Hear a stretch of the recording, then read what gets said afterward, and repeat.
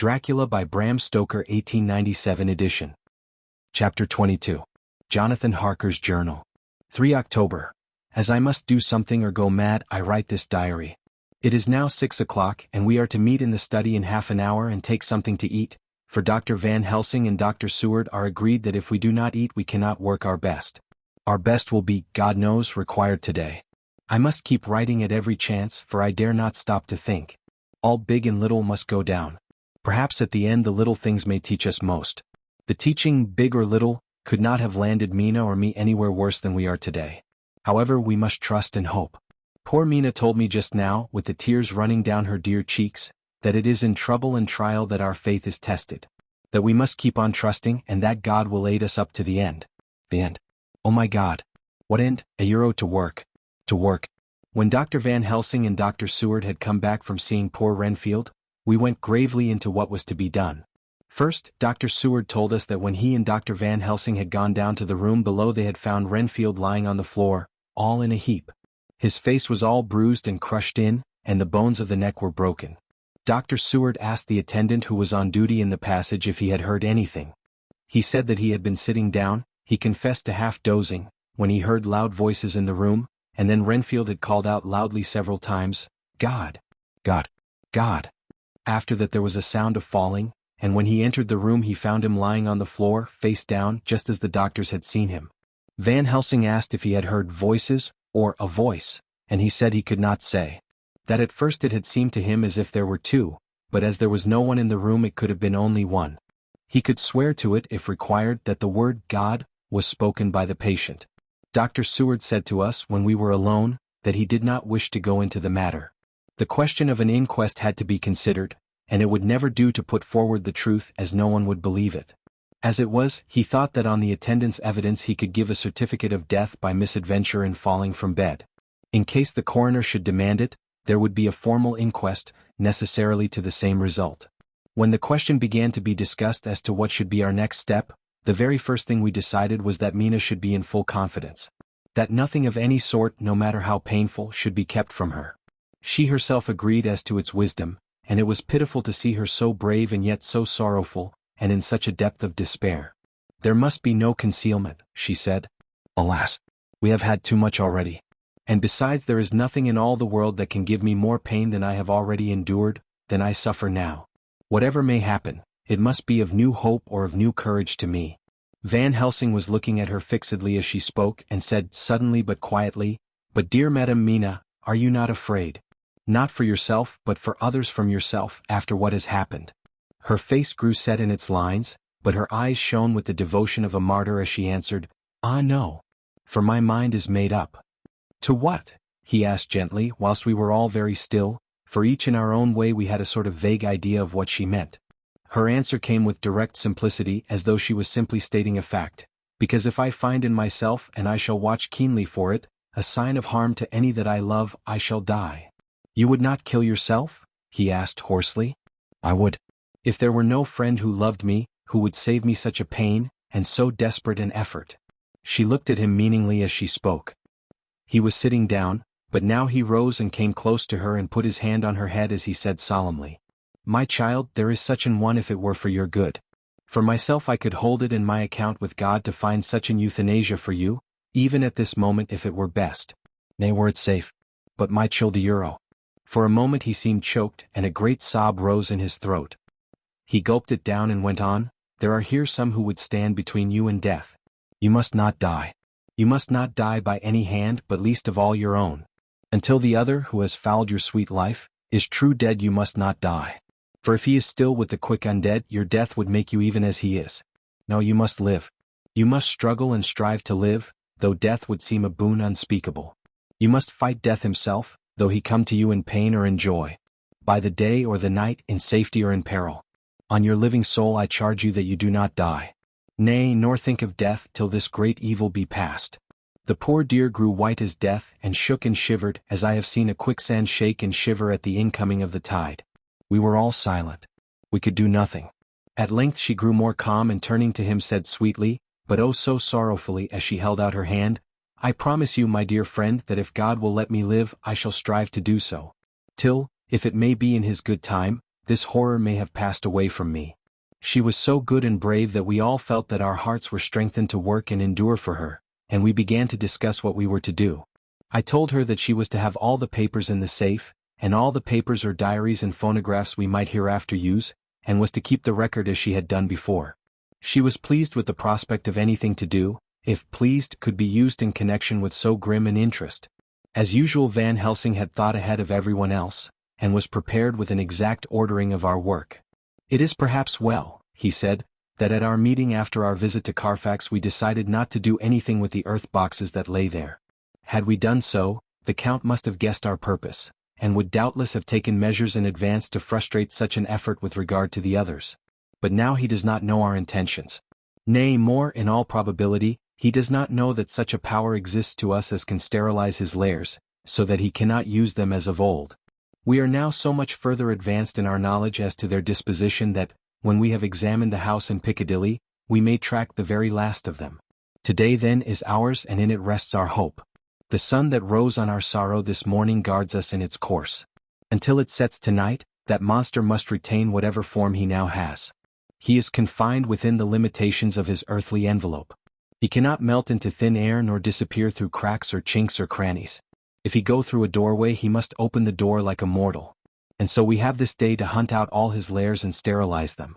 So we shall, if we have not yet catch him and destroy him, drive him to bay in some place where the catching and the destroying shall be, in time, sure. Here I started up, for I could not contain myself at the thought that the minutes and seconds so preciously laden with Mina's life and happiness were flying from us, since whilst we talked action was impossible. But Van Helsing held up his hand warningly. "Nay, friend Jonathan," he said, "in this, the quickest way home is the longest way, so your proverbs say. We shall all act and act with desperate quick when the time has come. But think, in all probable the key of the situation is in that house in Piccadilly. The Count may have many houses which he has bought. Of them he will have deeds of purchase, keys and other things. He will have paper that he write on. He will have his book of checks. There are many belongings that he must have somewhere. Why not in this place so central, so quiet, where he come and go by the front or the back at all hours, when in the very vast of the traffic there is none to notice? We shall go there and search that house. And when we learn what it holds, then we do what our friend Arthur call, in his phrases of hunt, stop the earths, and so we run down our old fox. So, is it not? Then let us come at once," I cried. "We are wasting the precious, precious time." The professor did not move but simply said, "And how are we to get into that house in Piccadilly?" "Anyway," I cried. "We shall break in if need be." "And your police? Where will they be and what will they say?" I was staggered, but I knew that if he wished to delay he had a good reason for it. So I said as quietly as I could, "Don't wait more than need be. You know I am sure what torture I am in." "Ah, my child, that I do. And indeed there is no wish of me to add to your anguish. But just think, what can we do until all the world be at movement? Then will come our time. I have thought, and it seems to me that the simplest way is the best of all. Now we wish to get into the house, but we have no key. Is it not so?" I nodded.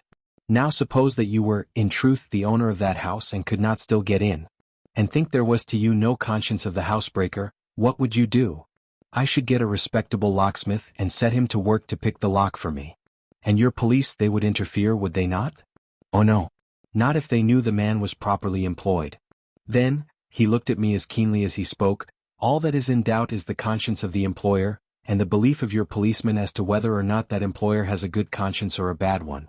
Your police must indeed be zealous men and clever, oh so clever, in reading the heart, that they trouble themselves in such matter. No, no, my friend Jonathan, you go take the lock off 100 empty houses in this your London or of any city in the world, and if you do it as such things are rightly done, and at the time such things are rightly done, no one will interfere. I have read of a gentleman who owned a so fine house in London, and when he went for months of summer to Switzerland and lock up his house, some burglar come and broke window at back and got in. Then he went and made open the shutters in front and walk out and in through the door before the very eyes of the police. Then he have an auction in that house and advertise it and put up big notice. And when the day come he sell off by a great auctioneer all the goods of that other man who owned them. Then he go to a builder and he sell him that house, making an agreement that he pull it down and take all away within a certain time. And your police and other authority help him all they can. And when that owner come back from his holiday in Switzerland he find only an empty hole where his house had been. This was all done en règle, and in our work we shall be en règle too. We shall not go so early that the policemen who have then little to think of, shall deem it strange. But we shall go after 10 o'clock, when there are many about, and such things would be done were we indeed owners of the house. I could not but see how right he was, and the terrible despair of Mina's face became relaxed in thought. There was hope in such good counsel. Van Helsing went on, when once within that house we may find more clues. At any rate some of us can remain there whilst the rest find the other places where there be more earth boxes, at Bermondsey and Mile End. Lord Godalming stood up. I can be of some use here, he said. I shall wire to my people to have horses and carriages where they will be most convenient. Look here, old fellow, said Morris, it is a capital idea to have all ready in case we want to go horsebacking, but don't you think that one of your snappy carriages with its heraldic adornments in a byway of Walworth or Mile End would attract too much attention for our purpose? It seems to me that we ought to take cabs when we go south or east, and even leave them somewhere near the neighborhood we are going to. Friend Quincy is right, said the professor. His head is what you call in plane with the horizon. It is a difficult thing that we go to do, and we do not want no peoples to watch us if so it may.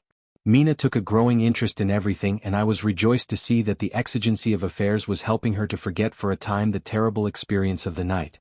She was very, very pale, almost ghastly, and so thin that her lips were drawn away, showing her teeth in somewhat of prominence. I did not mention this last, lest it should give her needless pain, but it made my blood run cold in my veins to think of what had occurred with poor Lucy when the Count had sucked her blood. As yet there was no sign of the teeth growing sharper, but the time as yet was short, and there was time for fear. When we came to the discussion of the sequence of our efforts and of the disposition of our forces, there were new sources of doubt. It was finally agreed that before starting for Piccadilly we should destroy the Count's lair close at hand. In case he should find it out too soon, we should thus be still ahead of him in our work of destruction. And his presence in his purely material shape, and at his weakest, might give us some new clue.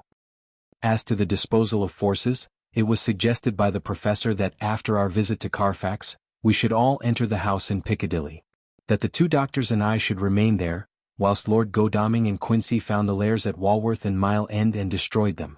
It was possible, if not likely, the professor urged, that the Count might appear in Piccadilly during the day, and that if so we might be able to cope with him then and there. At any rate we might be able to follow him in force. To this plan I strenuously objected, and so far as my going was concerned, for I said that I intended to stay and protect Mina. I thought that my mind was made up on the subject, but Mina would not listen to my objection. She said that there might be some law matter in which I could be useful. That amongst the Count's papers might be some clue which I could understand out of my experience in Transylvania.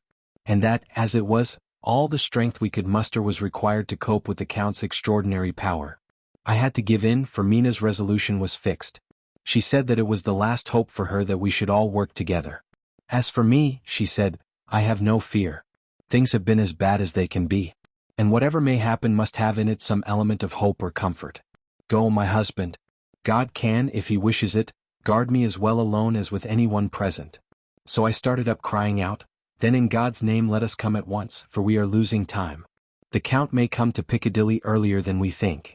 Not so, said Van Helsing, holding up his hand. But why? I asked. Do you forget, he said with actually a smile, that last night he banketted heavily and will sleep late? Did I forget? Shall I ever, can I ever? Can any of us ever forget that terrible scene? Mina struggled hard to keep her brave countenance, but the pain overmastered her and she put her hands before her face and shuddered whilst she moaned. Van Helsing had not intended to recall her frightful experience. He had simply lost sight of her and her part in the affair in his intellectual effort. When it struck him what he said, he was horrified at his thoughtlessness and tried to comfort her.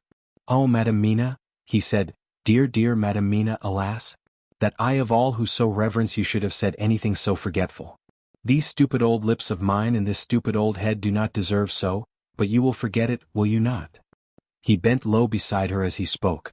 She took his hand and looking at him through her tears, said hoarsely, No, I shall not forget, for it is well that I remember. And with it I have so much in memory of you that is sweet, that I take it all together. Now you must all be going soon. Breakfast is ready, and we must all eat that we may be strong. Breakfast was a strange meal to us all. We tried to be cheerful and encourage each other, and Mina was the brightest and most cheerful of us. When it was over, Van Helsing stood up and said, Now, my dear friends, we go forth to our terrible enterprise. Are we all armed as we were on that night when first we visited our enemy's lair? Armed against ghostly as well as carnal attack? We all assured him. Then it is well. Now, Madam Mina, you are in any case quite safe here until the sunset. And before then we shall return if we shall return. But before we go let me see you armed against personal attack. I have myself, since you came down, prepared your chamber by the placing of things of which we know, so that he may not enter. Now let me guard yourself. On your forehead I touch this piece of sacred wafer in the name of the Father, the Son and there was a fearful scream which almost froze our hearts to hear. As he had placed the wafer on Mina's forehead, it had seared had burned into the flesh as though it had been a piece of white-hot metal. My poor darling's brain had told her the significance of the fact as quickly as her nerves received the pain of it, and the two so overwhelmed her that her overwrought nature had its voice in that dreadful scream. But the words to her thought came quickly. The echo of the scream had not ceased to ring on the air when there came the reaction, and she sank on her knees on the floor in an agony of abasement. Pulling her beautiful hair over her face, as the leper of old his mantle, she wailed out, "Unclean! Unclean! Even the Almighty shuns my polluted flesh. I must bear this mark of shame upon my forehead until the judgment day." They all paused. I had thrown myself beside her in an agony of helpless grief, and putting my arms around held her tight. For a few minutes our sorrowful hearts beat together, whilst the friends around us turned away their eyes that ran tears silently. Then Van Helsing turned and said gravely, so gravely that I could not help feeling that he was in some way inspired, and was stating things outside himself. "It may be that you may have to bear that mark till God himself see fit, as he most surely shall, on the judgment day, to redress all wrongs of the earth and of his children that he has placed thereon. And oh, Madam Mina, my dear, may we who love you be there to see, when that red scar, the sign of God's knowledge of what has been, shall pass away, and leave your forehead as pure as the heart we know. For so surely as we live, that scar shall pass away when God sees right to lift the burden that is hard upon us. Till then we bear our cross as his Son did in obedience to his will. It may be that we are chosen instruments of his good pleasure, and that we ascend to his bidding as that other through stripes and shame, through tears and blood, through doubts and fear and all that makes the difference between God and man. There was hope in his words and comfort, and they made for resignation. Mina and I both felt so, and simultaneously we each took one of the old man's hands and bent over and kissed it. Then without a word we all knelt down together, and all holding hands swore to be true to each other. We men pledged ourselves to raise the veil of sorrow from the head of her whom each in his own way we loved. And we prayed for help and guidance in the terrible task which lay before us. It was then time to start. So I said farewell to Mina, a parting which neither of us shall forget to our dying day, and we set out. To one thing I have made up my mind. If we find out that Mina must be a vampire in the end, then she shall not go into that unknown and terrible land alone. I suppose it is thus that in old times one vampire meant many. Just as their hideous bodies could only rest in sacred earth, so the holiest love was the recruiting sergeant for their ghastly ranks. We entered Carfax without trouble and found all things the same as on the first occasion. It was hard to believe that amongst so prosaic surroundings of neglect and dust and decay there was any ground for such fear as already we knew. Had not our minds been made up, and had there not been terrible memories to spur us on, we could hardly have proceeded with our task. We found no papers or any sign of use in the house. And in the old chapel the great boxes looked just as we had seen them last. Dr. Van Helsing said to us solemnly as we stood before him, "And now, my friends, we have a duty here to do.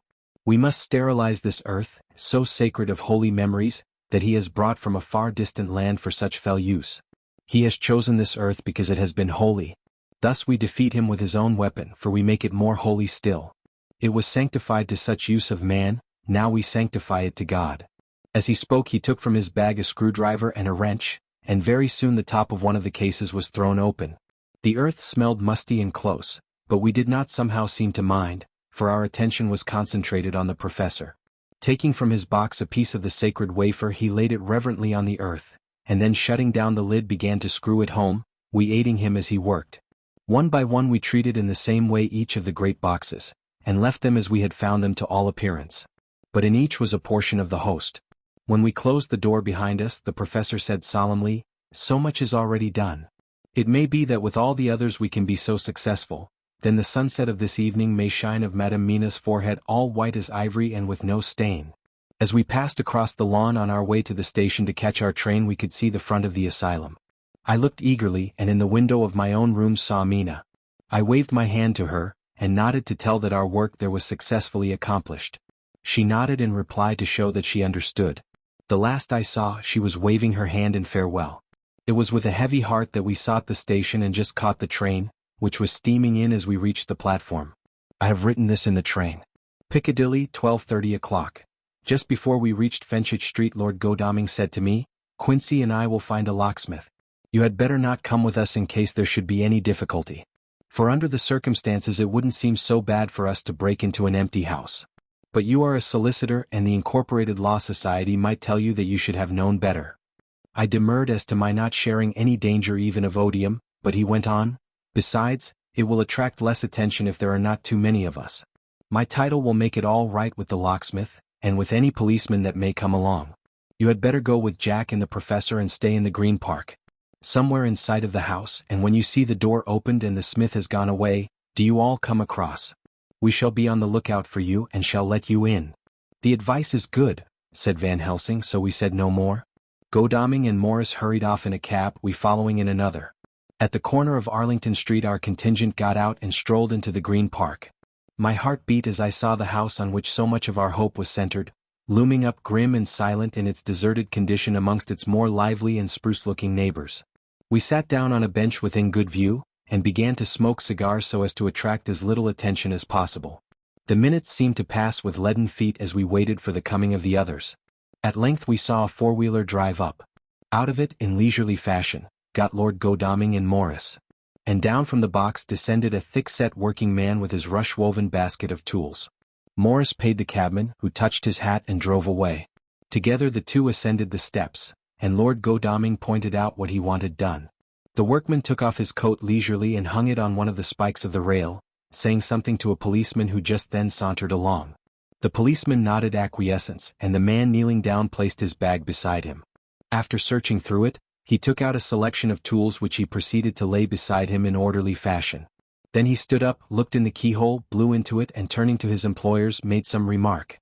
Lord Godalming smiled, and the man lifted a good-sized bunch of keys. Selecting one of them, he began to probe the lock as if feeling his way with it. After fumbling about for a bit he tried a second and then a third. All at once the door opened under a slight push from him, and he and the two others entered the hall. We sat still. My own cigar burnt furiously, but Van Helsing's went cold altogether. We waited patiently as we saw the workman come out and bring his bag. Then he held the door partly open, steadying it with his knees, whilst he fitted a key to the lock. This he finally handed to Lord Godalming, who took out his purse and gave him something. The man touched his hat, took his bag, put on his coat and departed. Not a soul took the slightest notice of the whole transaction.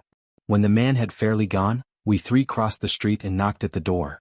It was immediately opened by Quincy Morris, beside whom stood Lord Godalming lighting a cigar. "The place smells so vilely," said the latter as we came in. It did indeed smell vilely. Like the old chapel at Carfax.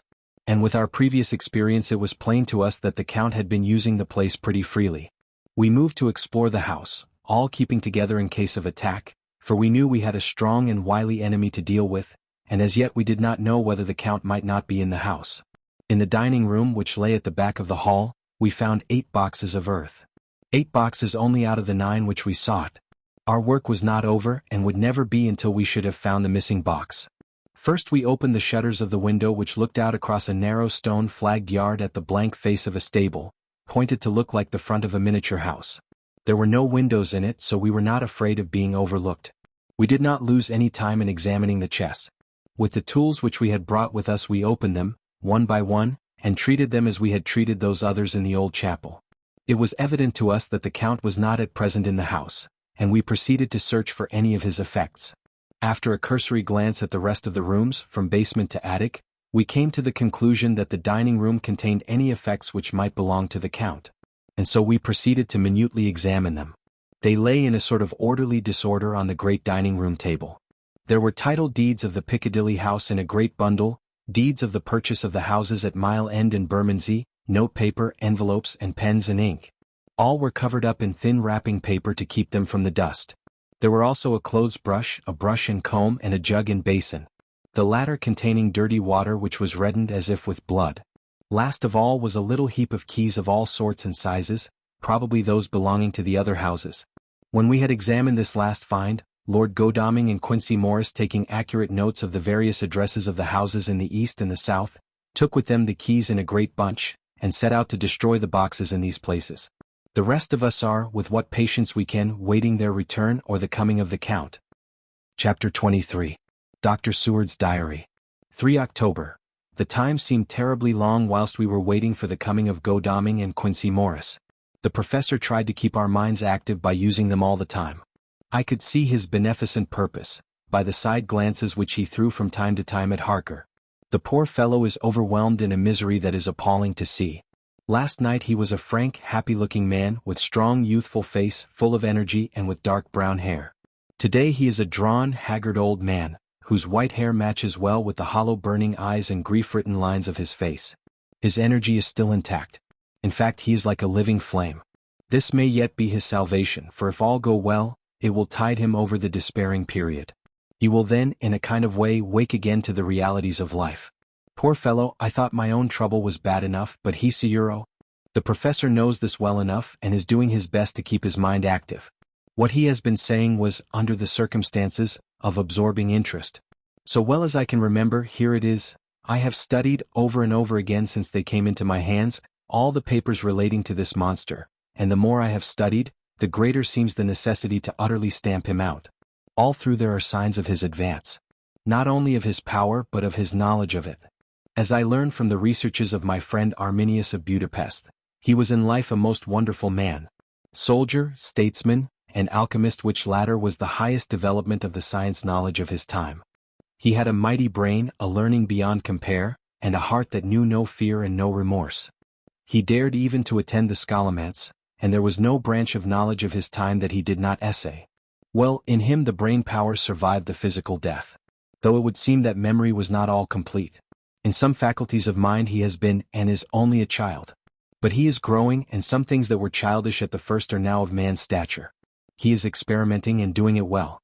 And if it had not been that we have crossed his path, he would be yet, he may be yet if we fail, the father or furtherer of a new order of beings, whose road must lead through death, not life. Harker groaned and said, and this is all arrayed against my darling. But how is he experimenting? The knowledge may help us to defeat him. He has all along since his coming been trying his power, slowly but surely. That big child brain of his is working. Well, for us, it is as yet a child brain. For had he dared, at the first, to attempt certain things, he would long ago have been beyond our power. However, he means to succeed, and a man who has centuries before him can afford to wait and to go slow. Festina lente may well be his motto. I fail to understand, said Harker wearily. Oh, do be more plain to me. Perhaps grief and trouble are dulling my brain. The professor laid his hand tenderly on his shoulder as he spoke. Ah, my child, I will be plain. Do you not see how, of late, this monster has been creeping into knowledge experimentally? How he has been making use of the zoophagus patient to effect his entry into friend John's home. For your vampire, though in all afterwards he can come when and how he will, must at the first make entry only when asked thereto by an inmate. But these are not his most important experiments. Do we not see how at the first all these so great boxes were moved by others? He knew not then, but that must be so. But all the time that so great child brain of his was growing, and he began to consider whether he might not himself move the box. So he began to help. And then, when he found that this be all right, he try to move them all alone. And so he progress, and he scatter these graves of him. And none but he know where they are hidden. He may have intend to bury them deep in the ground. So that only he use them in the night, or at such time as he can change his form, they do him equal well, and none may know these are his hiding place. But, my child, do not despair, this knowledge came to him just too late. Already all of his lairs but one be sterilized as for him. And before the sunset this shall be so. Then he have no place where he can move and hide. I delayed this morning that so we might be sure. Is there not more at stake for us than for him? Then why not be more careful than him? By my clock it is 1 hour, and already, if all be well, friend Arthur and Quincy are on their way to us. Today is our day, and we must go sure, if slow, and lose no chance. There are 5 of us when those absent ones return. Whilst we were speaking we were startled by a knock at the hall door, the double postman's knock of the telegraph boy. We all moved out to the hall with one impulse, and Van Helsing, holding up his hand to us to keep silence, stepped to the door and opened it. The boy handed in a dispatch. The professor closed the door again and after looking at the direction, opened it and read aloud. Look out for D. He has just now, 12:45, come from Carfax hurriedly and hastened towards the south. He seems to be going the round and may want to see you, Mina. There was a pause, broken by Jonathan Harker's voice. Now, God be thanked, we shall soon meet. Van Helsing turned to him quickly and said, God will act in his own way and time. Do not fear and do not rejoice as yet. For what we wish for at the moment may be our own undoings. I care for nothing now, he answered hotly, except to wipe out this brute from the face of creation. I would sell my soul to do it. Oh, hush, hush, my child, said Van Helsing. God does not purchase souls in this wise, and the devil, though he may purchase, does not keep faith.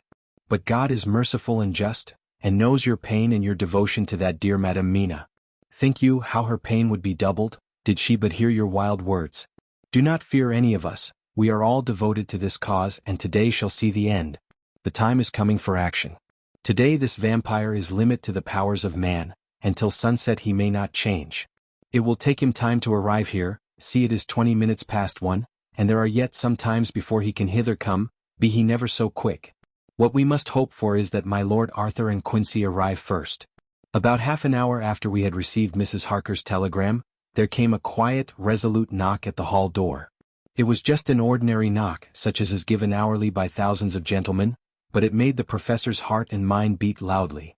We looked at each other and together moved out into the hall.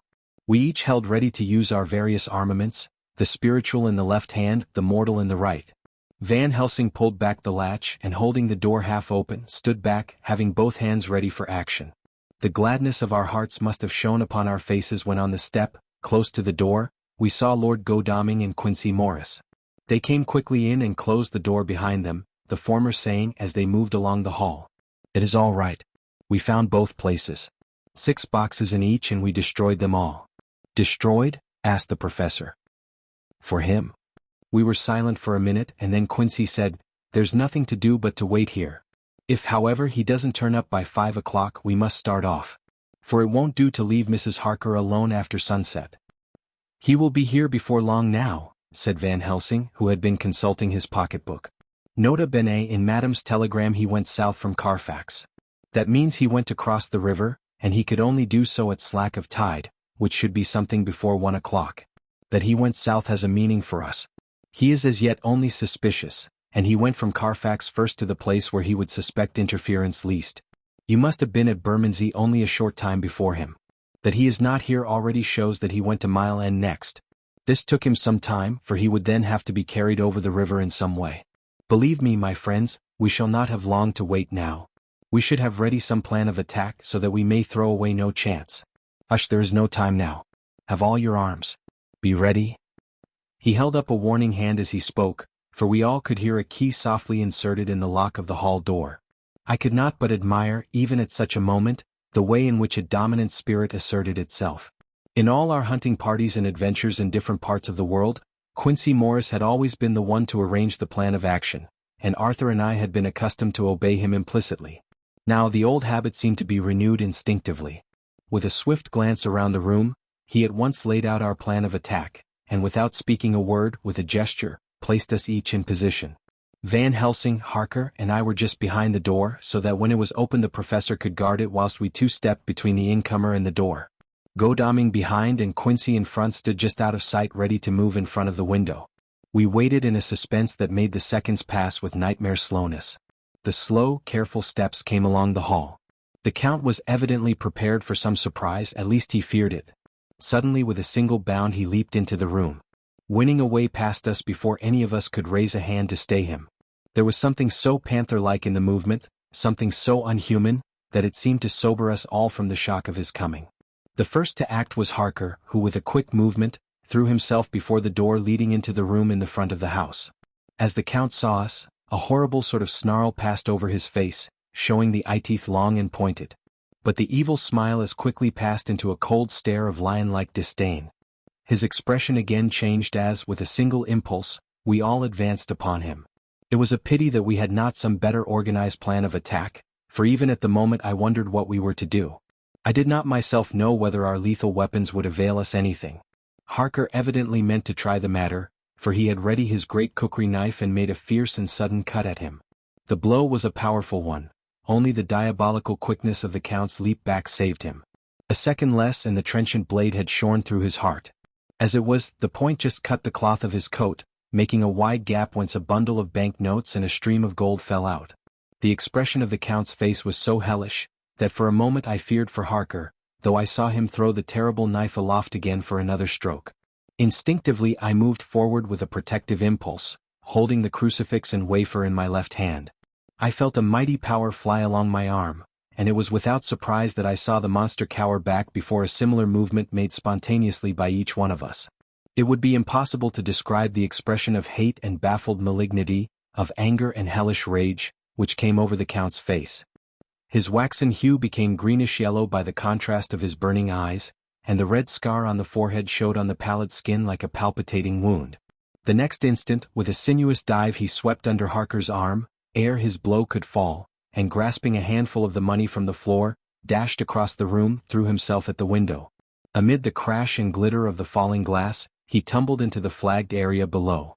Through the sound of the shivering glass I could hear the ting of the gold, as some of the sovereigns fell on the flagging. We ran over and saw him spring unhurt from the ground. He, rushing up the steps, crossed the flagged yard and pushed open the stable door. There he turned and spoke to us. "You think to baffle me, you with your pale faces all in a row like sheep in a butcher's. You shall be sorry yet, each one of you. You think you have left me without a place to rest, but I have more. My revenge is just begun. I spread it over centuries and time is on my side. Your girls that you all love are mine already. And through them you and others shall yet be mine, my creatures, to do my bidding and to be my jackals when I want to feed." Bah! With a contemptuous sneer, he passed quickly through the door, and we heard the rusty bolt creak as he fastened it behind him. A door beyond opened and shut. The first of us to speak was the professor. Realizing the difficulty of following him through the stable, we moved toward the hall. "We have learnt something Euro much. Notwithstanding his brave words, he fears us. He fears time, he fears want. For if not, why he hurry so? His very tone betray him or my ears deceive. Why take that money? You follow quick.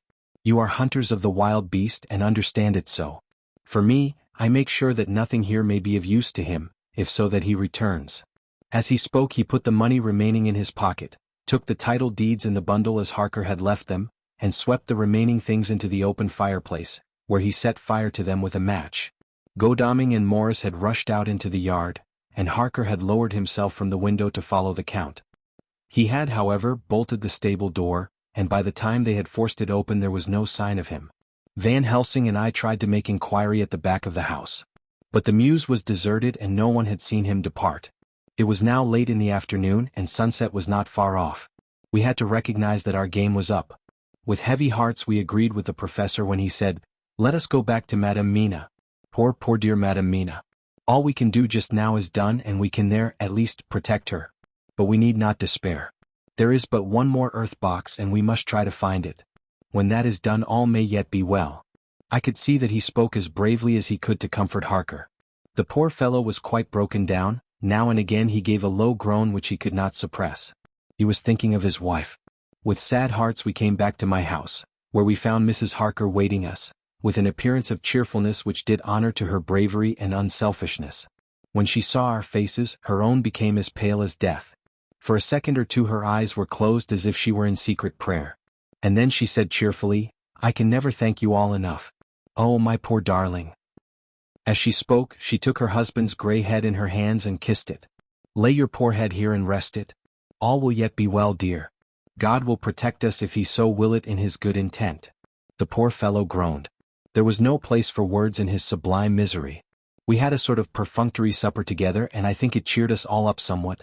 It was, perhaps, the mere animal heat of food to hungry people, for none of us had eaten anything since breakfast, or the sense of companionship may have helped us. But anyhow we were all less miserable, and saw the morrow as not altogether without hope. True to our promise, we told Mrs. Harker everything which had passed. And although she grew snowy white at times when danger had seemed to threaten her husband, and red at others when his devotion to her was manifested, she listened bravely and with calmness. When we came to the part where Harker had rushed at the Count so recklessly, she clung to her husband's arm, and held it tight as though her clinging could protect him from any harm that might come. She said nothing, however, till the narration was all done, and matters had been brought up to the present time. Then, without letting go her husband's hand, she stood up amongst us and spoke. Oh, that I could give any idea of the scene. Of that sweet, sweet, good woman in all the radiant beauty of her youth and animation, with the red scar on her forehead, of which she was conscious, and which we saw with grinding of our teeth, remembering whence and how it came. Her loving kindness against our grim hate. Her tender faith against all our fears and doubting. And we, knowing that so far as symbols went, she with all her goodness and purity and faith, was outcast from God. Jonathan, she said, and the word sounded like music on her lips, it was so full of love and tenderness. Jonathan dear, and you all my true friends, I want you to bear something in mind through all this dreadful time. I know that you must fight. That you must destroy even as you destroyed the false Lucy so that the true Lucy might live hereafter. But it is not a work of hate. That poor soul who has wrought all this misery is the saddest case of all. Just think what will be his joy when he, too, is destroyed in his worser part, that his better part may have spiritual immortality. You must be pitiful to him, too, though it may not hold your hands from his destruction. As she spoke I could see her husband's face darken and draw together, as though the passion in him were shriveling his being to its core. Instinctively the clasp on his wife's hand grew closer, till his knuckles looked white. She did not flinch from the pain which I knew she must have suffered, but looked at him with eyes that were more appealing than ever. As she stopped speaking he leaped to his feet, almost tearing his hand from hers as he spoke. May God give him into my hand just for long enough to destroy that earthly life of him which we are aiming at. If beyond it I could send his soul forever and ever to burning hell, I would do it. Oh hush in the name of the good God. Don't say such things, Jonathan, my husband, or you will crush me with fear and horror. Just think, my dear Euro, I have been thinking all this long day of Eta Euro Theta Euro, perhaps Euro some die Euro I too may need such pity, and that some other like you and with equal cause for anger, may deny it to me. Oh my husband, indeed I would have spared you such a thought had there been another way. But I pray that God may not have treasured your wild words, except as the heartbroken wail of a very loving and sorely stricken man. Oh God, let these poor white hairs go in evidence of what he has suffered, who all his life has done no wrong, and on whom so many sorrows have come. We men were all in tears now. There was no resisting them, and we wept openly. She wept too, to see that her sweeter counsels had prevailed. Her husband flung himself on his knees beside her, and putting his arms round her, hid his face in the folds of her dress. Van Helsing beckoned to us and we stole out of the room, leaving the two loving hearts alone with their God. Before they retired the professor fixed up the room against any coming of the vampire, and assured Mrs. Harker that she might rest in peace. She tried to school herself to the belief, and manifestly for her husband's sake, tried to seem content. It was a brave struggle and was, I think and believe, not without its reward. Van Helsing had placed at hand a bell which either of them was to sound in case of any emergency. When they had retired, Quincy, Godalming, and I arranged that we should sit up, dividing the night between us, and watch over the safety of the poor stricken lady. The first watch falls to Quincy, so the rest of us shall be off to bed as soon as we can. Godalming has already turned in, for his is the second watch. Now that my work is done I too shall go to bed. Jonathan Harker's Journal. 3 to 4 October, close to midnight. I thought yesterday would never end. There was over me a yearning for sleep, in some sort of blind belief that to wake would be to find things changed, and that any change must now be for the better. Before we parted, we discussed what our next step was to be, but we could arrive at no result. All we knew was that one earth box remained, and that the Count alone knew where it was. If he chooses to lie hidden he may baffle us for years. And in the meantime the thought is too horrible, I dare not think of it even now. This I know, that if ever there was a woman who was all perfection, that one is my poor wronged darling. I loved her 1,000 times more for her sweet pity of last night, a pity that made my own hate of the monster seem despicable. Surely God will not permit the world to be the poorer by the loss of such a creature. This is hope to me. We are all drifting reefwards now, and faith is our only anchor. Thank God. Mina is sleeping, and sleeping without dreams. I fear what her dreams might be like, with such terrible memories to ground them in. She has not been so calm within my seeing since the sunset. Then for a while, there came over her face a repose which was like spring after the blasts of March. I thought at the time that it was the softness of the red sunset on her face, but somehow now I think it has a deeper meaning. I am not sleepy myself, though I am weary to death. However, I must try to sleep. For there is tomorrow to think of, and there is no rest for me until Later I must have fallen asleep, for I was awakened by Mina, who was sitting up in bed, with a startled look on her face. I could see easily, for we did not leave the room in darkness. She had placed a warning hand over my mouth, and now she whispered in my ear, "Hush! There is someone in the corridor." I got up softly and, crossing the room, gently opened the door. Just outside, stretched on a mattress, lay Mr. Morris, wide awake. He raised a warning hand for silence as he whispered to me, "Hush! Go back to bed. It is all right. One of us will be here all night. We don't mean to take any chances." His look and gesture forbade discussion, so I came back and told Mina. She sighed, and positively a shadow of a smile stole over her poor pale face as she put her arms round me and said softly, "Oh, thank God for good brave men." With a sigh she sank back again to sleep. I write this now as I am not sleepy, though I must try again. October 4th, morning. Once again during the night I was wakened by Mina. This time we had all had a good sleep, for the gray of the coming dawn was making the windows into sharp oblongs, and the gas flame was like a speck rather than a disk of light. She said to me hurriedly, "Go, call the professor. I want to see him at once." "Why?" I asked. "I have an idea. I suppose it must have come in the night and matured without my knowing it. He must hypnotize me before the dawn, and then I shall be able to speak. Go quick, dearest, the time is getting close." I went to the door. Dr. Seward was resting on the mattress, and seeing me, he sprang to his feet. "Is anything wrong?" he asked in alarm. "No," I replied. "But Mina wants to see Dr. Van Helsing at once." "I will go," he said, and hurried into the professor's room. 2 or 3 minutes later Van Helsing was in the room in his dressing gown, and Mr. Morris and Lord Godalming were with Dr. Seward at the door asking questions. When the professor saw Mina, a positive smile ousted the anxiety of his face. He rubbed his hands as he said, "Oh, my dear Madam Mina, this is indeed a change. Friend Jonathan, we have got our dear Madam Mina, as of old, back to us today." Then turning to her, he said cheerfully, "And what am I to do for you?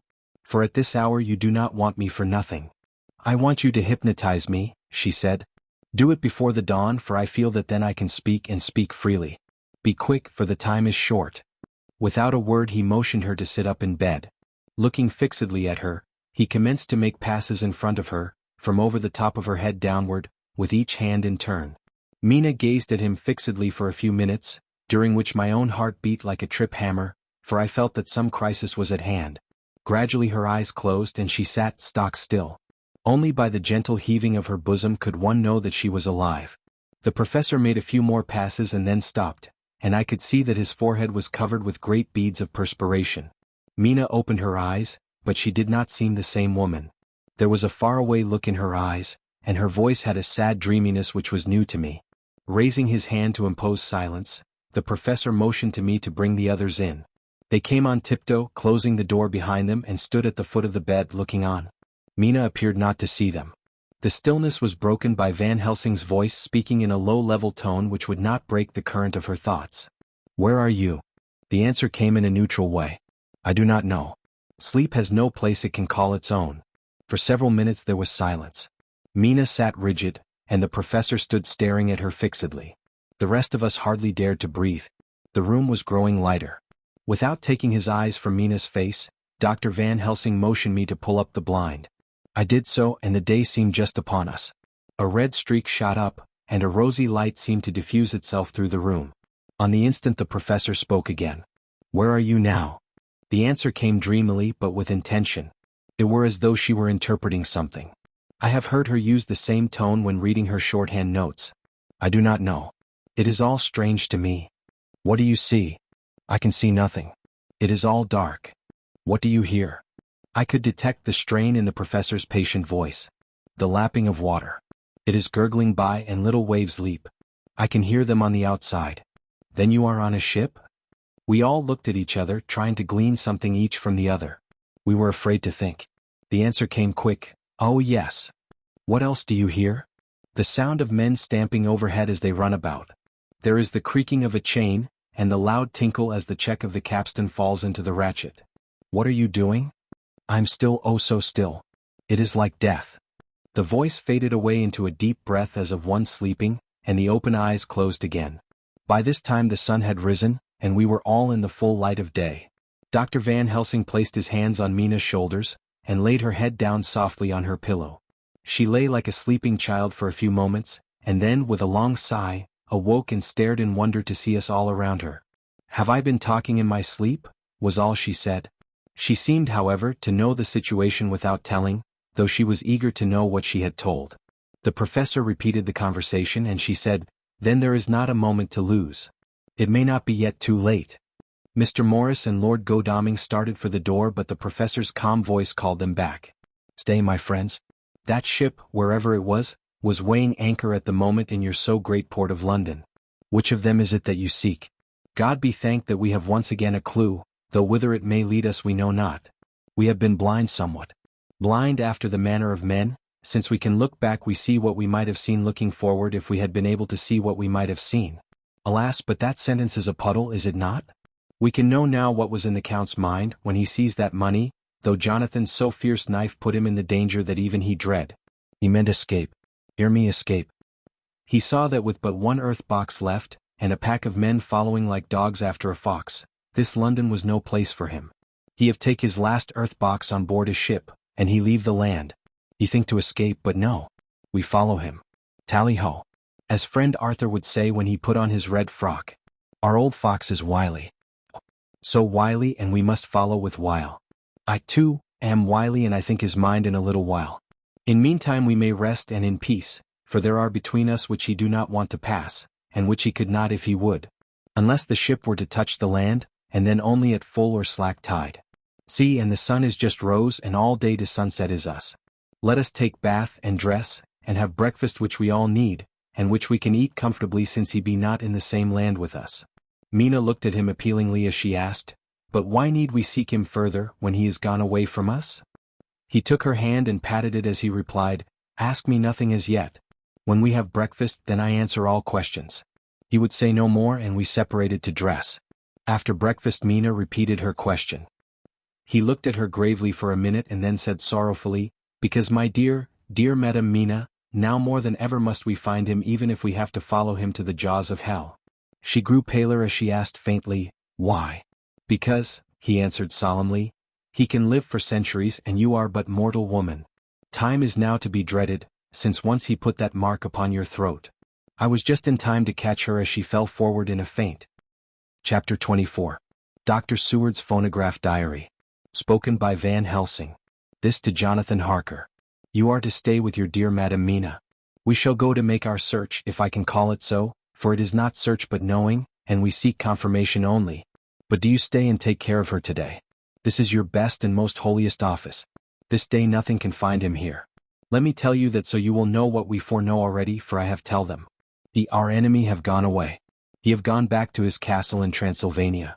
I know it so well as if a great hand of fire wrote it on the wall. He have prepare for this in some way, and that last earth box was ready to ship somewheres. For this he took the money. For this he hurry at the last, lest we catch him before the sun go down. It was his last hope, save that he might hide in the tomb that he think poor Miss Lucy, being as he thought like him, keep open to him. But there was not of time. When that fail he makes straight for his last resource, his last earthwork I might say did I wish double entente. He is clever, oh so clever. He know that his game here was finish. And so he decide he go back home. He find ship going by the route he came and he go in it. We go off now to find what ship and whither bound. When we have discovered that we come back and tell you all. Then we will comfort you and poor Madam Mina with new hope. For it will be hope when you think it over that all is not lost. This very creature that we pursue, he take hundreds of years to get so far as London. And yet in one day when we know of the disposal of him we drive him out. He is finite, though he is powerful to do much harm and suffers not as we do. But we are strong each in our purpose and we are all more strong together. Take heart afresh, dear husband of Madam Mina. This battle is but begun and in the end we shall win. So sure as that God sits on high to watch over his children. Therefore be of much comfort till we return. Van Helsing. Jonathan Harker's Journal. For October. When I read to Mina Van Helsing's message in the phonograph, the poor girl brightened up considerably. Already the certainty that the Count is out of the country has given her comfort. And comfort is strength to her. For my own part, now that his horrible danger is not face to face with us, it seems almost impossible to believe in it. Even my own terrible experiences in Castle Dracula seem like a long-forgotten dream. Here in the crisp autumn air in the bright sunlight. Alas, how can I disbelieve? In the midst of my thought my eye fell on the red scar on my poor darling's white forehead. Whilst that lasts there can be no disbelief. Mina and I fear to be idle, so we have been over all the diaries again and again. Somehow, although the reality seemed greater each time, the pain and the fear seem less. There is something of a guiding purpose manifest throughout, which is comforting. Mina says that perhaps we are the instruments of ultimate good. Maybe. I shall try to think as she does. We have never spoken to each other yet of the future. It is better to wait till we see the professor and the others after their investigations. The day is running by more quickly than I ever thought a day could run for me again. It is now 3 o'clock. Mina Harker's Journal. October 5th, 5 p.m. Our meeting for report. Present, Professor Van Helsing, Lord Godalming, Dr. Seward, Mr. Quincy Morris, Jonathan Harker, Mina Harker. Dr. Van Helsing described what steps were taken during the day to discover on what boat and whither bound Count Dracula made his escape. As I knew that he wanted to get back to Transylvania, I felt sure that he must go by the Danube mouth, or by somewhere in the Black Sea, since by that way he come. It was a dreary blank that was before us. Omni ignotum pro magnifico, and so with heavy hearts we start to find what ships leave for the Black Sea last night. He was in sailing ship, since Madam Mina tell of sails being set. These not so important as to go in your list of the shipping in the Times, and so we go, by suggestion of Lord Godalming, to your Lloyd's, where a note of all ships that sail, however so small. There we find that only one Black Sea-bound ship go out with the tide. She is the Tsarina Catherine, and she sail from Doolittle's wharf for Varna, and thence to other ports and up the Danube. So, said I, this is the ship whereon is the Count. So off we go to Doolittle's wharf, and there we find a man in an office. From him we inquire of the goings of the Tsarina Catherine. He swear much, and he red face and loud a voice, but he good fellow all the same. And when Quincy give him something from his pocket which crackle as he roll it up, and put it in a so small bag which he have hid deep in his clothing, he still better fellow and humble servant to us. He come with us and ask many men who are rough and hot. These be better fellows too when they have been no more thirsty. They say much of blood and bloom, and of others which I comprehend not, though I guess what they mean. But nevertheless they tell us all things which we want to know. They make known to us among them how last afternoon at about 5 o'clock comes a man so hurry. A tall man, thin and pale, with high nose and teeth so white, and eyes that seem to be burning. That he be all in black, except that he have a hat of straw which suit not him or the time. That he scatter his money in making quick inquiry as to what ship sails for the Black Sea and for where. Some took him to the office and then to the ship, where he will not go aboard but halt at shore end of gangplank, and ask that the captain come to him. The captain come, when told that he will be pay well, and though he swear much at the first he agree to term. Then the thin man go and someone tell him where horse and cart can be hired. He go there and soon he come again himself driving cart on which a great box. This he himself lift down, though it takes several to put it on truck for the ship. He give much talk to captain as to how and where his box is to be placed. But the captain like it not and swear at him in many tongues, and tell him that if he like he can come and see where it shall be. But he say no, that he come not yet, for that he have much to do. Whereupon the captain tell him that he had better be quick, with blood, for that his ship will leave the place of blood before the turn of the tide, with blood. Then the thin man smile and say that of course he must go when he think fit, but he will be surprised if he go quite so soon. The captain swear again, polyglot, and the thin man make him bow and thank him, and say that he will so far intrude on his kindness as to come aboard before the sailing. Final the captain, more red than ever and in more tongues, tell him that he doesn't want no Frenchmen with bloom upon them and also with blood in his ship, with blood on her also. And so, after asking where he might purchase ship forms, he departed. No one knew where he went, or bloomin' well cared as they said, for they had something else to think of, well with blood again. For it soon became apparent to all that the Tsarina Catherine would not sail as was expected. A thin mist began to creep up from the river and it grew and grew, till soon a dense fog enveloped the ship and all around her. The captain swore polyglot, very polyglot, polyglot with bloom and blood, but he could do nothing. The water rose and rose, and he began to fear that he would lose the tide altogether. He was in no friendly mood, when just at full tide, the thin man came up the gangplank again and asked to see where his box had been stowed. Then the captain replied that he wished that he and his box, old and with much bloom and blood, were in hell. But the thin man did not be offend, and went down with the mate and saw where it was placed, and came up and stood a while on deck in fog. He must have come off by himself, for none notice him. Indeed they thought not of him, for soon the fog began to melt away and all was clear again.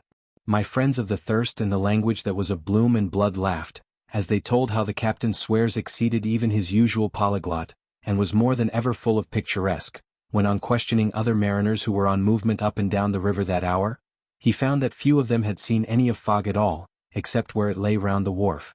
However, the ship went out on the ebb tide, and was doubtless by morning far down the river mouth. She was then, when they told us, well out to sea. And so, my dear Madam Mina, it is that we have to rest for a time, for our enemy is on the sea, with the fog at his command on his way to the Danube mouth. To sail a ship takes time, go she never so quick. And when we start to go on land more quick and we meet him there. Our best hope is to come on him when in the box between sunrise and sunset. For then he can make no struggle and we may deal with him as we should. There are days for us in which we can make ready our plan. We know all about where he go. For we have seen the owner of the ship, who have shown us invoices and all papers that can be. The box we seek is to be landed in Varna, and to be given to an agent, one Ristix who will there present his credentials. And so our merchant friend will have done his part. When he asks if there be any wrong for that so, he can telegraph and have inquiry made at Varna, we say no, for what is to be done is not for police or of the customs. It must be done by us alone and in our own way. When Dr. Van Helsing had done speaking, I asked him if he were certain that the Count had remained on board the ship.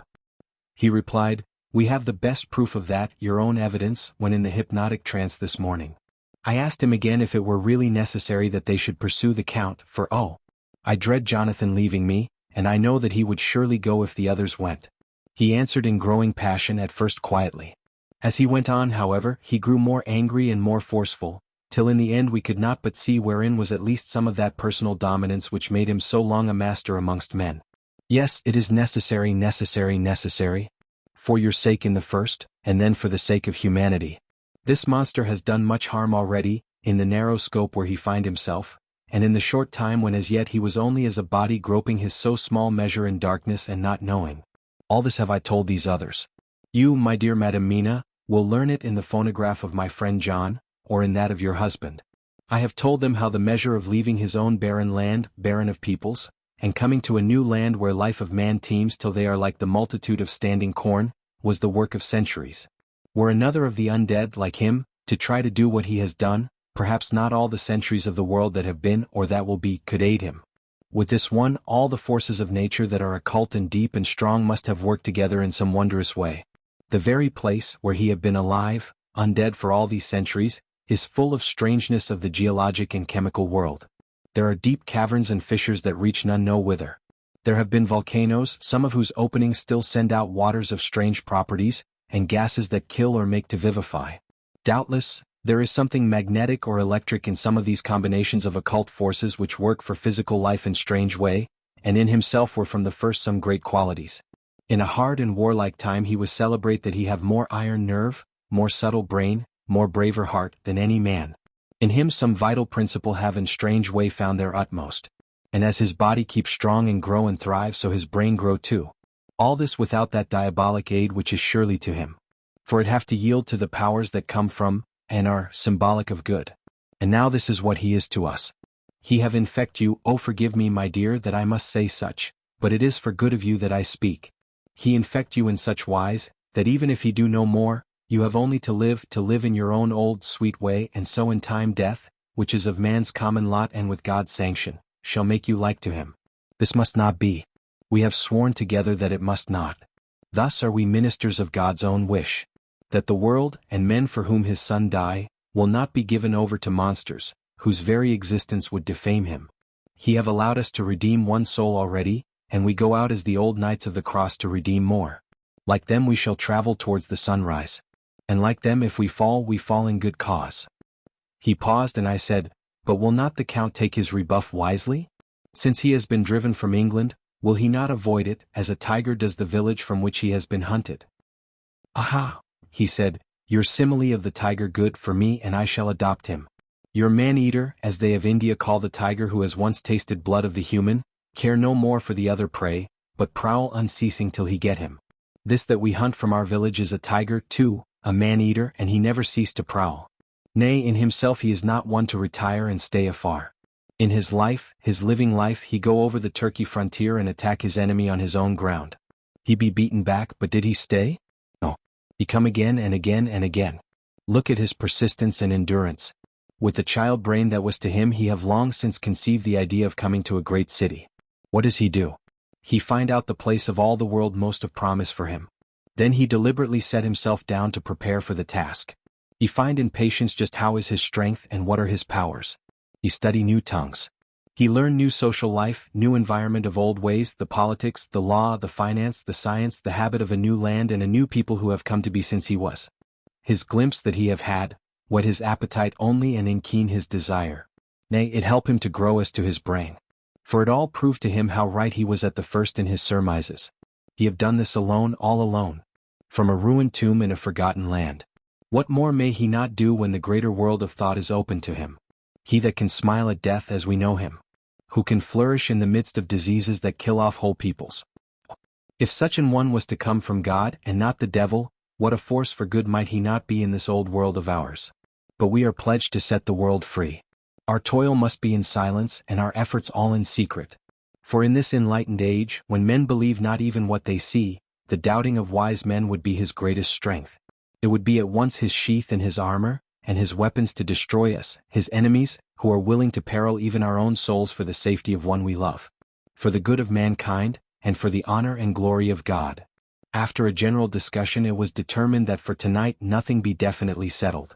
That we should all sleep on the facts and try to think out the proper conclusions. Tomorrow at breakfast, we are to meet again, and after making our conclusions known to one another, we shall decide on some definite cause of action.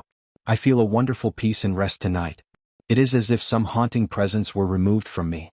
Perhaps my surmise was not finished, could not be, for I caught sight in the mirror of the red mark upon my forehead, and I knew that I was still unclean. Dr. Seward's Diary. 5 October. We all arose early, and I think that sleep did much for each and all of us. When we met at early breakfast, there was more general cheerfulness than any of us had ever expected to experience again. It is really wonderful how much resilience there is in human nature. Let any obstructing cause, no matter what, be removed in any way, even by death, and we fly back to first principles of hope and enjoyment. More than once as we sat around the table, my eyes opened in wonder whether the whole of the past days had not been a dream.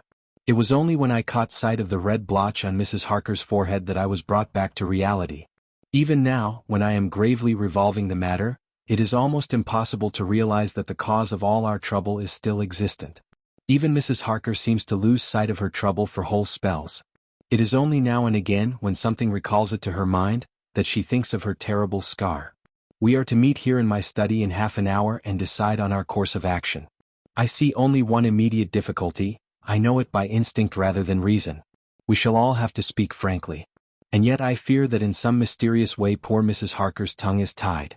I know that she forms conclusions of her own, and from all that has been I can guess how brilliant and how true they must be. But she will not or cannot give them utterance. I have mentioned this to Van Helsing, and he and I are to talk it over when we are alone. I suppose it is some of that horrid poison which has got into her veins beginning to work. The Count had his own purposes when he gave her what Van Helsing called the vampire's baptism of blood. Well, there may be a poison that distills itself out of good things. In an age when the existence of ptomaines is a mystery, we should not wonder at anything. One thing I know, that if my instinct be true regarding poor Mrs. Harker's silences, then there is a terrible difficulty, an unknown danger in the work before us. The same power that compels her silence may compel her speech. I dare not think further, for so I should in my thoughts dishonor a noble woman. Later, when the professor came in, we talked over the state of things. I could see that he had something on his mind which he wanted to say, but felt some hesitancy about broaching the subject. After beating about the bush a little, he said, "Friend John, there is something that you and I must talk of alone, just at the first at any rate. Later we may have to take the others into our confidence." Then he stopped, so I waited. He went on, "Madam Mina, our poor, dear Madam Mina is changing." A cold shiver ran through me to find my worst fears thus endorsed. Van Helsing continued, "With the sad experience of Miss Lucy, we must this time be warned before things go too far. Our task is now in reality more difficult than ever, and this new trouble makes every hour of the direst importance. I can see the characteristics of the vampire coming in her face. It is now but very, very slight. but it is to be seen if we have eyes to notice without prejudge.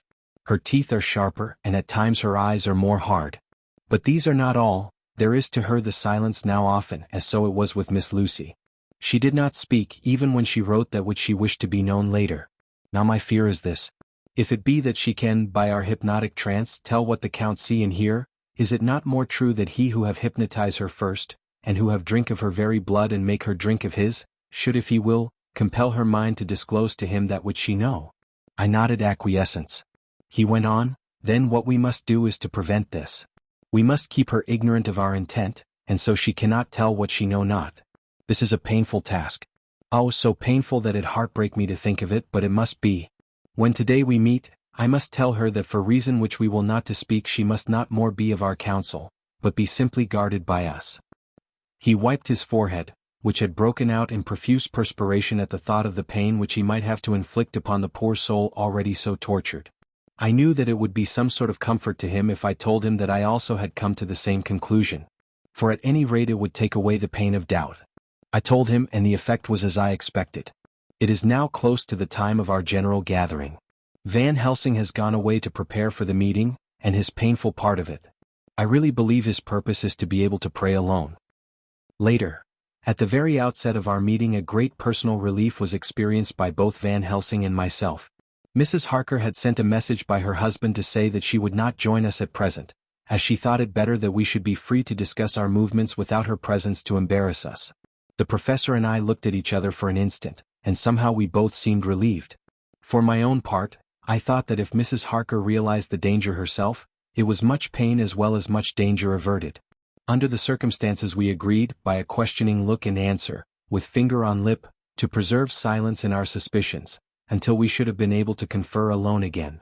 We went at once into our plan of campaign. Van Helsing roughly put the facts before us first. The Tsarina Catherine left the Thames yesterday morning. It will take her at the quickest speed she has ever made at least 3 weeks to reach Varna.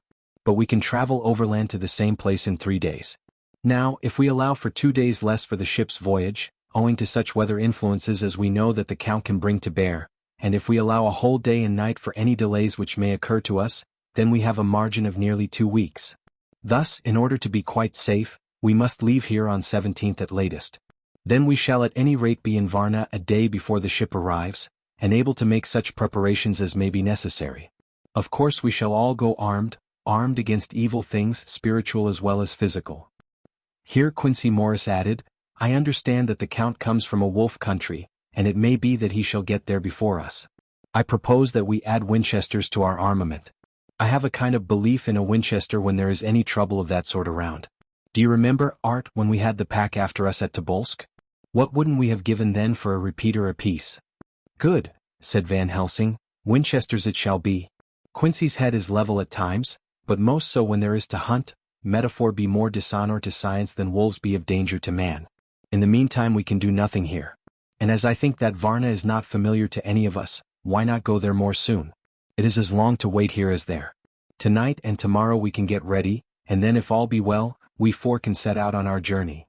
We 4? Said Harker interrogatively, looking from one to another of us. Of course, answered the professor quickly. You must remain to take care of your so sweet wife. Harker was silent for a while and then said in a hollow voice, Let us talk of that part of it in the morning. I want to consult with Mina. I thought that now was the time for Van Helsing to warn him not to disclose our plan to her, but he took no notice. I looked at him significantly and coughed. For answer he put his finger to his lips and turned away. Jonathan Harker's Journal. October 5th afternoon. For some time after our meeting this morning I could not think. The new phases of things leave my mind in a state of wonder which allows no room for active thought. Mina's determination not to take any part in the discussion set me thinking. And as I could not argue the matter with her, I could only guess. I am as far as ever from a solution now. The way the others received it too puzzled me. The last time we talked of the subject we agreed that there was to be no more concealment of anything amongst us. Mina is sleeping now, calmly and sweetly like a little child. Her lips are curved and her face beams with happiness. Thank God there are such moments still for her. Later, how strange it all is. I sat watching Mina's happy sleep, and I came as near to being happy myself as I suppose I shall ever be. As the evening drew on, and the earth took its shadows from the sun sinking lower, the silence of the room grew more and more solemn to me. All at once Mina opened her eyes and looking at me tenderly said, "Jonathan, I want you to promise me something on your word of honor. A promise made to me, but made holily in God's hearing, and not to be broken though I should go down on my knees and implore you with bitter tears. Quick, you must make it to me at once." "Mina," I said, "a promise like that I cannot make at once. I may have no right to make it." "But dear one," she said with such spiritual intensity that her eyes were like pole stars, "it is I who wish it. And it is not for myself. You can ask Dr. Van Helsing if I am not right. If he disagrees you may do as you will. Nay, more if you all agree, later you are absolved from the promise." "I promise," I said, and for a moment she looked supremely happy. Though to me all happiness for her was denied by the red scar on her forehead. She said, "Promise me that you will not tell me anything of the plans formed for the campaign against the Count. Not by word or inference or implication, not at any time whilst this remains to me." And she solemnly pointed to the scar. I saw that she was in earnest and said solemnly, "I promise," and as I said it I felt that from that instant a door had been shut between us. Later, midnight. Mina has been bright and cheerful all the evening. So much so that all the rest seemed to take courage as if infected somewhat with her gaiety. As a result even I myself felt as if the pall of gloom which weighs us down were somewhat lifted. We all retired early. Mina is now sleeping like a little child. It is a wonderful thing that her faculty of sleep remains to her in the midst of her terrible trouble. Thank God for it, for then at least she can forget her care. Perhaps her example may affect me as her gaiety did tonight. I shall try it. For a dreamless sleep. October 6th, morning. Another surprise. Mina woke me early about the same time as yesterday, and asked me to bring Dr. Van Helsing. I thought that it was another occasion for hypnotism, and without question went for the professor. He had evidently expected some such call, for I found him dressed in his room. His door was ajar so that he could hear the opening of the door of our room. He came at once. As he passed into the room he asked Mina if the others might come too. "No," she said quite simply, "it will not be necessary. You can tell them just as well. I must go with you on your journey." Dr. Van Helsing was as startled as I was. After a moment's pause he asked, "But why?"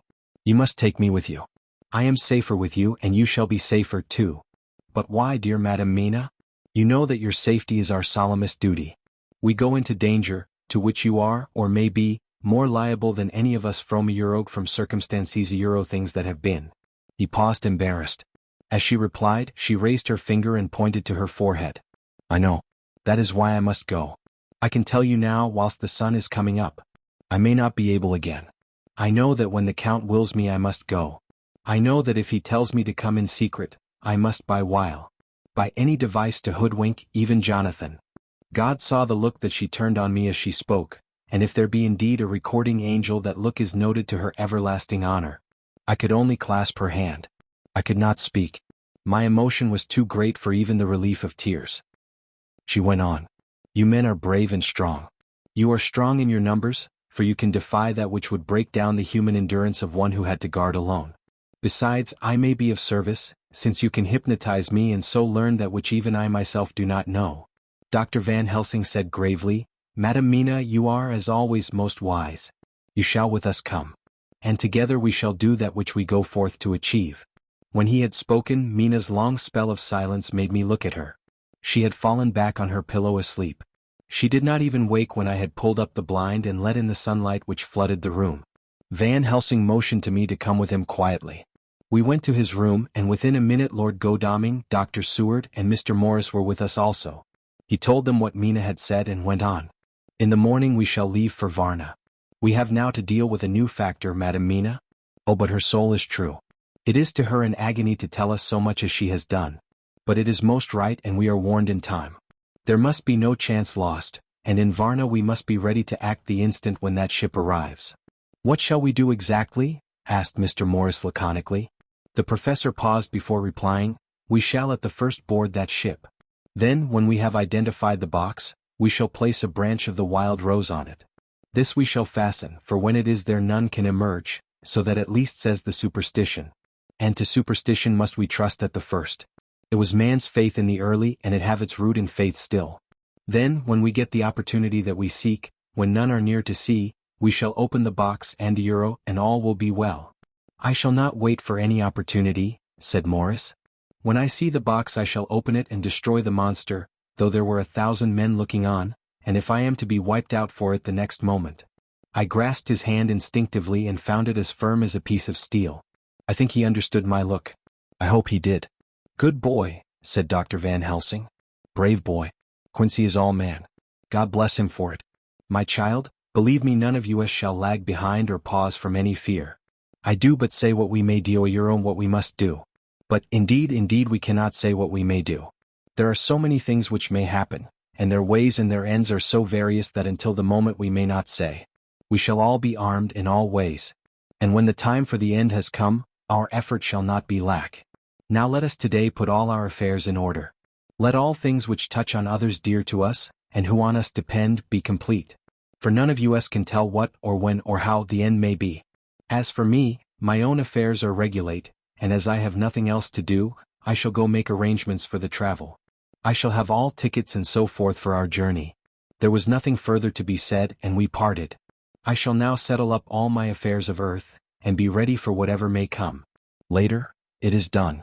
My will is made and all complete. Mina, if she survive, is my sole heir. If it should not be so, then the others who have been so good to us shall have remainder. It is now drawing towards the sunset. Mina's uneasiness calls my attention to it. I am sure that there is something on her mind which the time of exact sunset will reveal. These occasions are becoming harrowing times for us all. For each sunrise and sunset opens up some new danger, some new pain, which however may in God's will be means to a good end. I write all these things in the diary since my darling must not hear them now. But if it may be that she can see them again, they shall be ready. She is calling to me.